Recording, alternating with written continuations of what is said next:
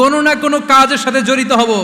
Never under estimate any job, whether it's big or small, বড় হোক বা ছোট হোক, কোনো কাজকে আমরা ছোট করে দেখব না।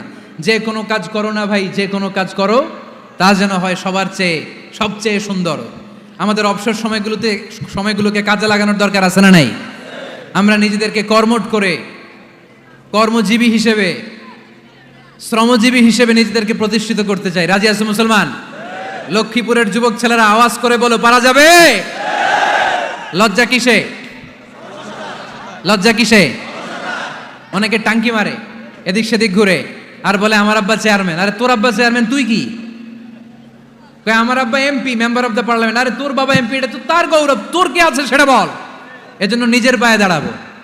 অলসতার সাথে আমাদের কোনো সম্পর্ক।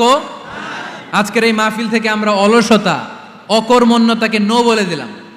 অলসতাকে আমরা কি বললাম? আরো জোরে বলতে হবে, অলসতাকে কি বলবো?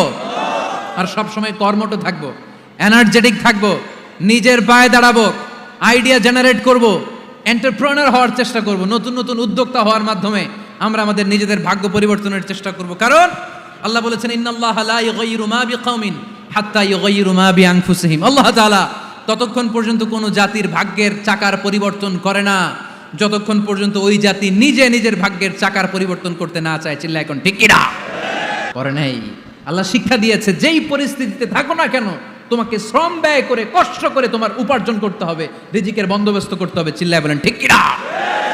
ইসলাম আমাদেরকে এটাই শিখিয়েছে, কাজে লজ্জা নাই।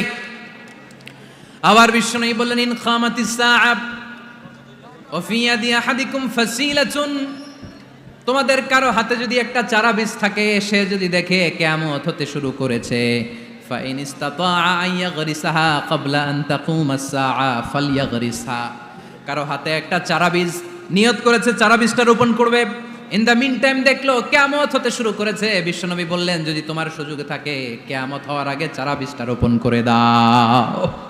কথা বুঝতে পেরেছেন? আপনার হাতে একটা